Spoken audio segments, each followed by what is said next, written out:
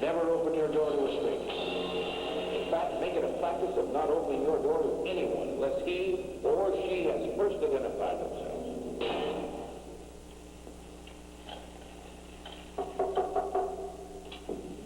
May I help you? Yes, you can, ma'am. I'm from the gas company. The neighbors reported they smell gas in the neighborhood. Will you show me some identification, please? Lady, I ain't got time for that kind of nonsense. You want your house to blow up? Well, wait just a moment. I'll be right back. I'm going to call your company. I'm going to call the police. If everything's all right, I'll let you in and check. Lady, you're okay in my book. It's obvious you've taken the advice of your local law enforcement. That's the best way to handle strangers at your door. If she didn't have that deadbolt, that little spring latch is all that's separating her from possible disaster. Many state and city security codes require this type of quick opening deadbolt. Now, it doesn't require a key or any special knowledge to operate. You just turn the inside knob, and the latch and the deadbolt unlock at the same time.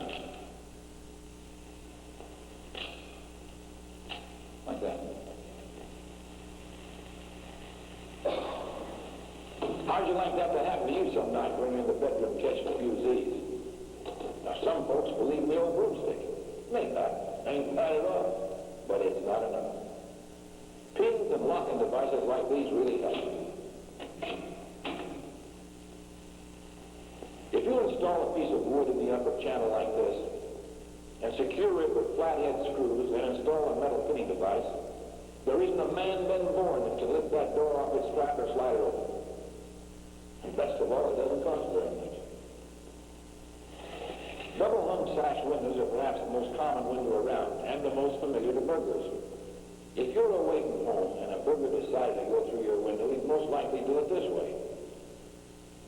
I hate to say it, but a lot of homes are in this way, because folks forget to latch them before leaving the house. By pinning your windows, you'll set up a pretty good deterrent against the majority of daytime residential burglars. Make sure the nail slides in and out easily. If you should run out in a hurry, you don't want to have trouble getting the nail out of its hole. A second hole allows the window to be open for ventilation and still prevents an intruder from reaching in to unlatch the window and pull the pin. If you happen to have louvered windows and you can't afford to replace them, then your next best protection is to buy a can or a tube with 2-part epoxy cement and glue them shut. You'll still be able to operate your louvers, but the burglar won't be able to remove them without breaking the individual panes of glass. And that means noise, and burglars don't like noise.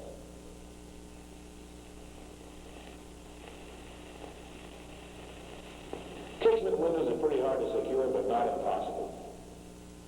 If you follow these instructions, you'll add to your casement window security.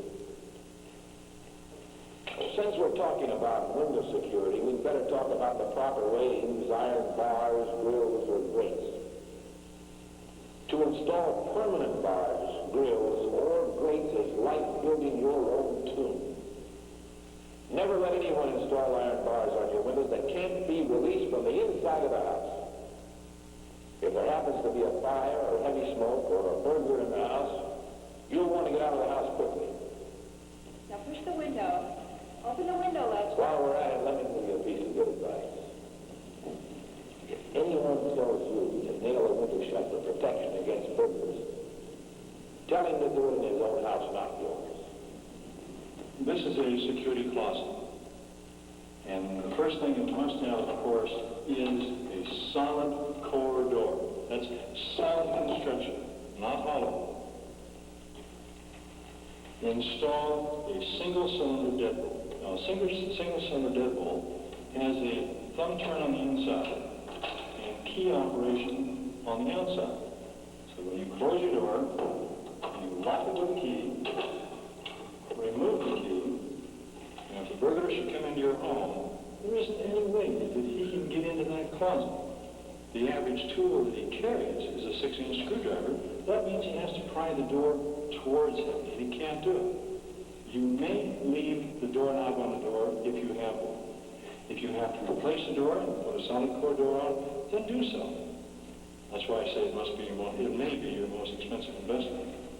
But if you do, put a 1-inch deadbolt on your door, then the strike plate here, as shown before, must have two 2.5-inch screws that go all the way through and catch the inside frame. And don't forget, ladies and gentlemen, to pin both hinges to prevent the burglar from removing the door from the inside. While we're talking about what a burglar would want, it's a real good idea to etch an identification number on each item or photograph the items if you can't mark them. Keep a list of these numbers and of the items in a safe place. Then, if you should lose something, you will have a means of positively identifying the item as yours when it's recovered by the police. Now, I would think that you're looking at a wall safe. Well, it is. And that's all there is to it. All you have to do is cut a hole in any wall the size of a wall socket. Be sure to cut a new hole and not use an existing wall socket if you're there to fire or electrical shock to yourself. Consult your crime prevention officer or consultant prior to installing an alarm system. Alarms can be very expensive, and you want the very best for the money you have to spend. This residential security checklist is designed to assist you while conducting a security survey of your home. Now, if you have any questions regarding the survey form or the security of your home, contact your local law enforcement agency and they'll be more than happy to help you with your problems. Remember, just 5 minutes of your time is all it will take to check your home for security weaknesses. Time and noise are constantly working against the burglar, and he's always aware of it. And when you consider that the average residential burglary is accomplished in just 3 minutes, you can see why the burglar doesn't want to be seen or make any noise when he enters someone's home. And ladies and gentlemen, on behalf of our department, my partner and I would like to thank you for attending. Officer Kirkland, thank you very much. I appreciate this is really, you trying to get our neighborhood together now.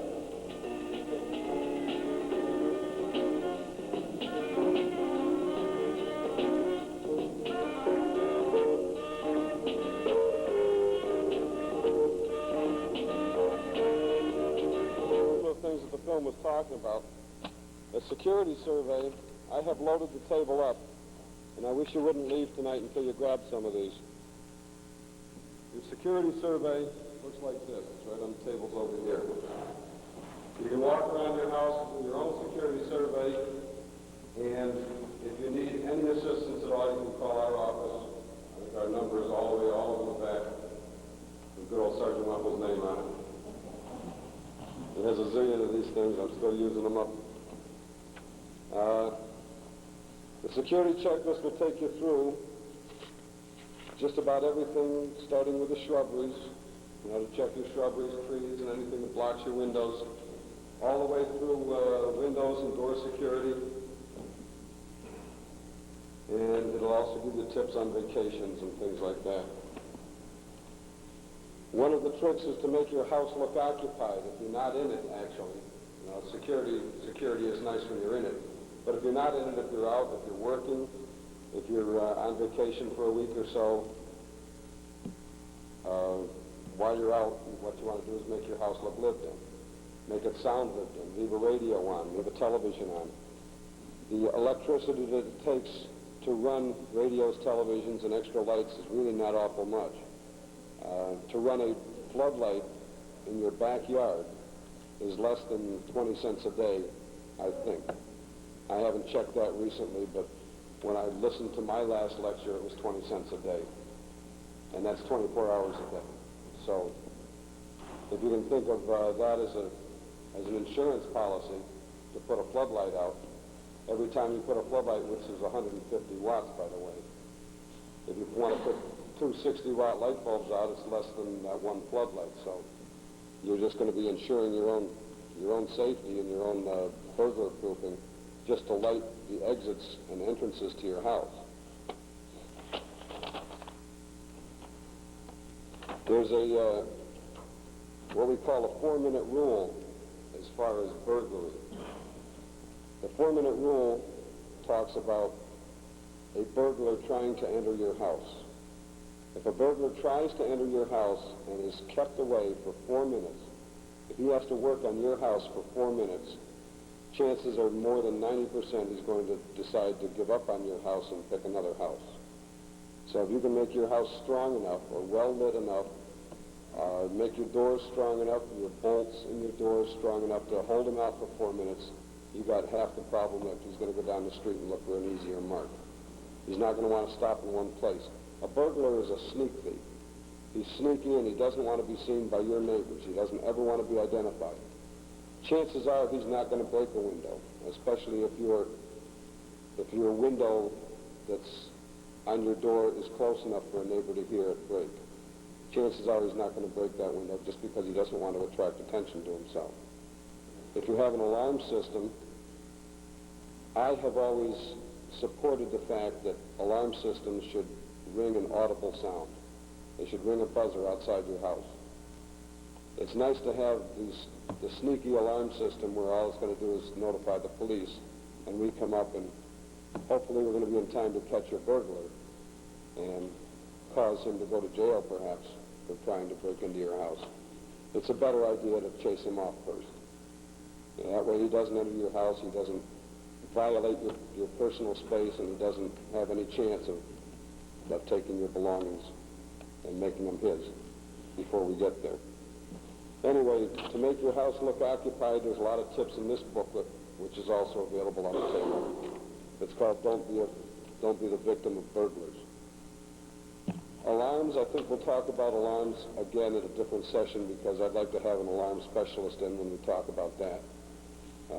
Maybe Mark can set up another time to talk about alarms and lighting. We can have two specialists in there a little bit more knowledgeable than me to talk to you about the possibilities. These other two pamphlets that we have to give out both allude to general vacation hints and general security guidelines. The general security guidelines meaning don't answer the door until you find out who's on the other side of it. Put a peephole in your door so that you can see who's on your step before you even offer them access. Never open the door if there's two people out there that you don't know. The people that stop for a glass of water, most of the times people don't walk up to a stranger's house looking for a glass of water. Somebody who wants to use your phone to contact the police, offer to contact the police for them. No problem. Okay, what's the problem? I'll call the police. I'm right up here. Those are things that, between the peephole of looking out and seeing who it is, and just guarding yourself a little bit more, you'll be able to stay safer in your dwellings.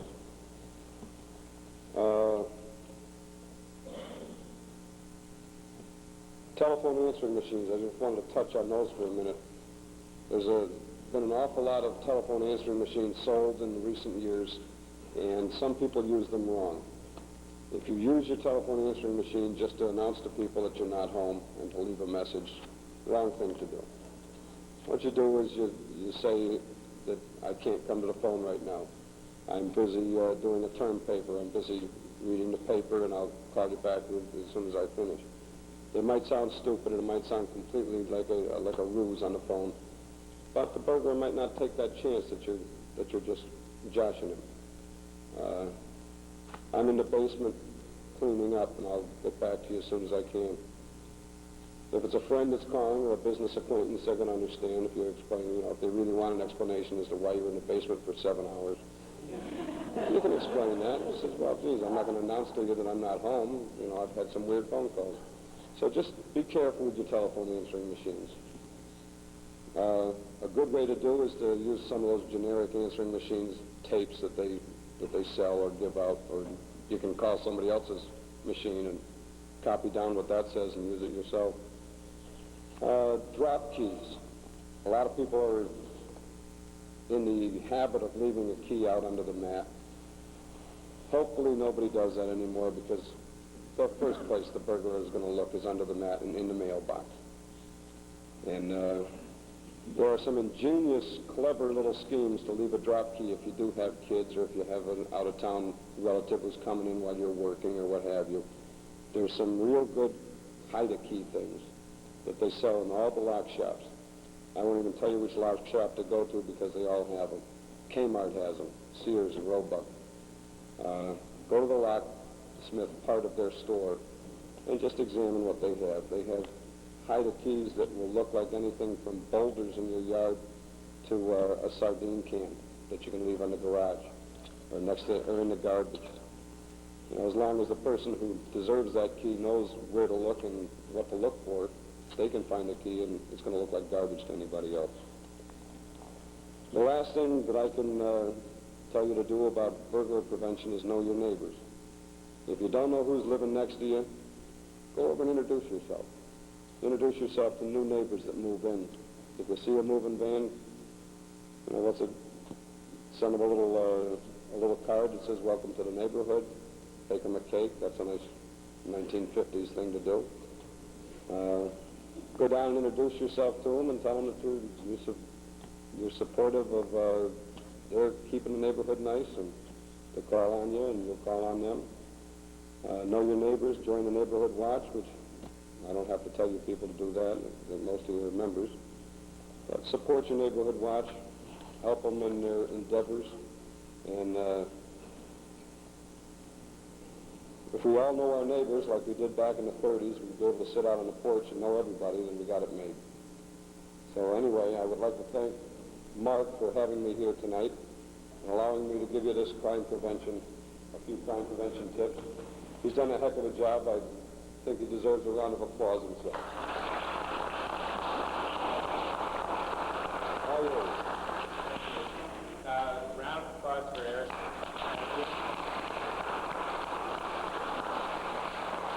He did that on purpose because Public Access TV Channel 16 is here.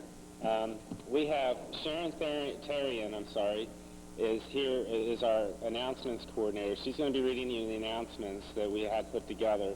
If anybody from any organization has announcements to make, please contact Sharon Tarian. She'll be able to give you her number. Sharon, can you give the announcement? And right after that, we'll get to our business. Okay, well, my number is 372-8031. Okay, Channel 16 will air tonight's meeting on February 27th at 7 p.m., February 28th at 8 p.m., and March 2nd at 3 p.m. Dave Johnson will be putting together patrols for the Central State Patrol area.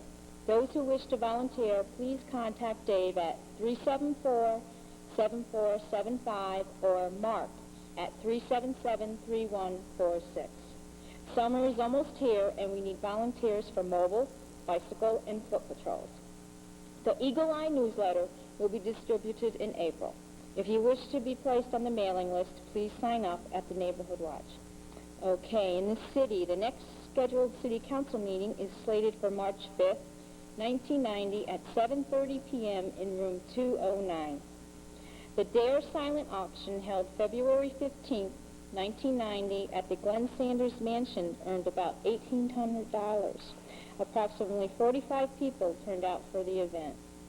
Okay, the City Council okayed the hiring of 7 new police recruits at Tuesday night's City Council meeting. Now, tonight, right now, it's probably still going on, there's a meeting for the Community Relations Board in room 110 at City Hall. In the neighborhood, the Central State Neighborhood Association Neighborhood Watch Program will meet March 28th, okay, at 1990 at 7 p.m. in the Central Park School Cafeteria. The Schenectady United Neighborhoods will meet March 6th, 1990 at 7 p.m. in the Mount Pleasant Reformed Church, okay? Now, we wish to thank the department and officers who have helped put this meeting from the Schenectady Police Department together. You know, we thank them a lot. We also thank Frank Yates, Bryce Williams, Patrolman Bill Flynn, and other members of the dispatch unit for their professionalism in handling our calls. Thank you.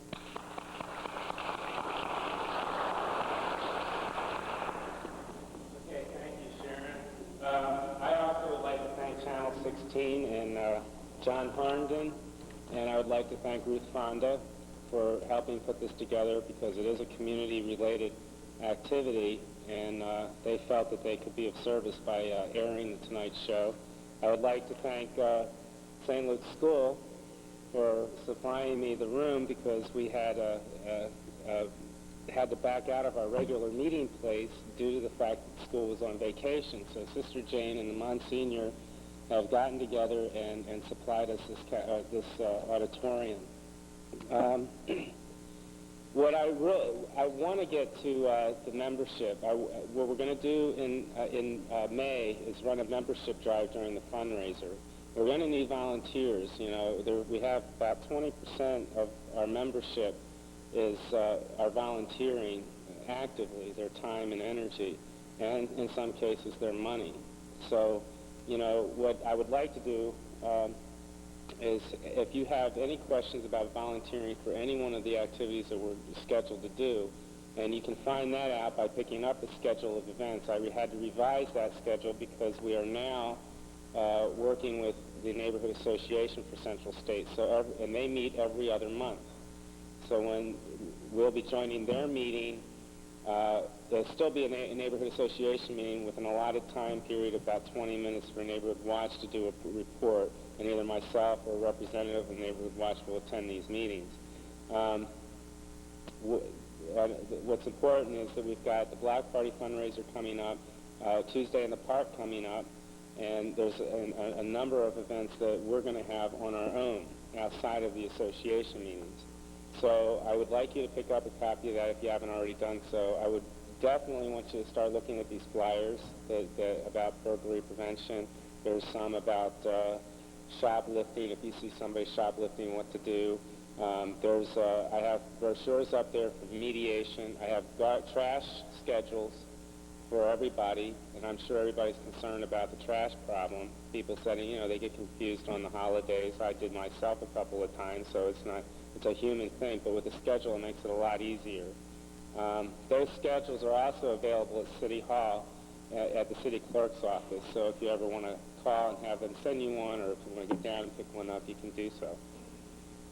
We have, for the block captains in our area, we have a copy of January's borrow report.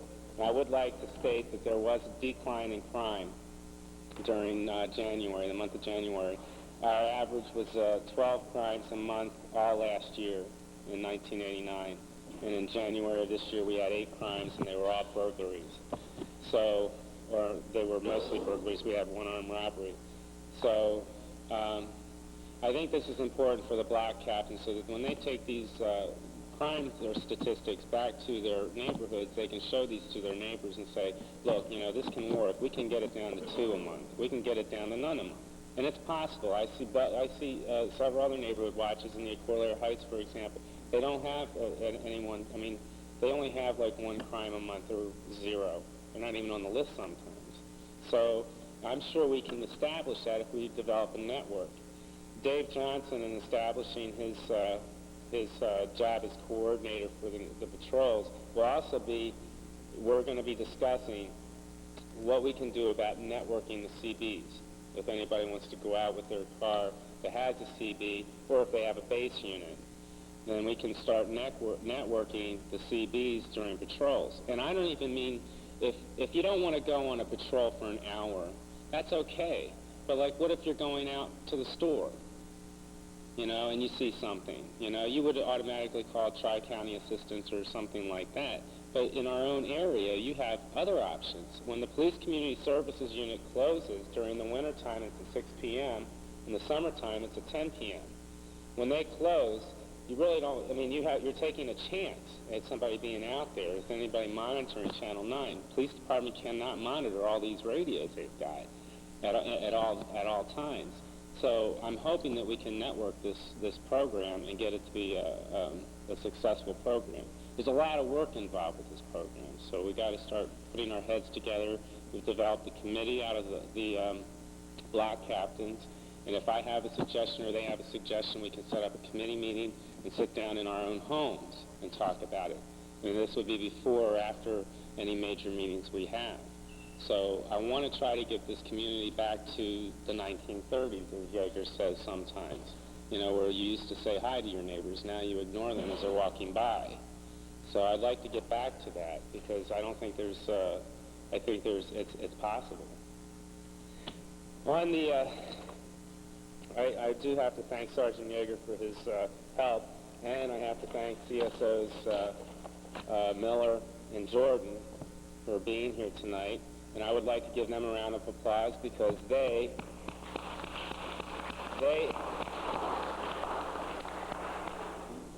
I would like to say this in front of Sergeant Yager, they have been instrumental in getting this meeting together.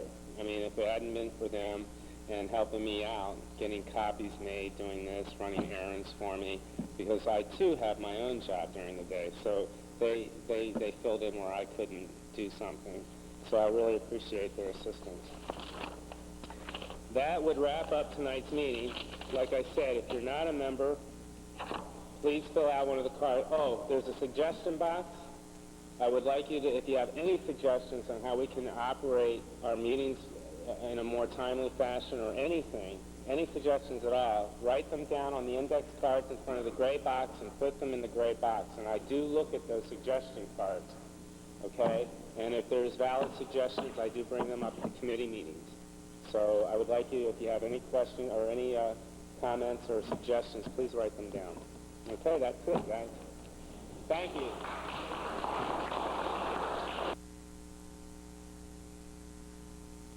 Feel the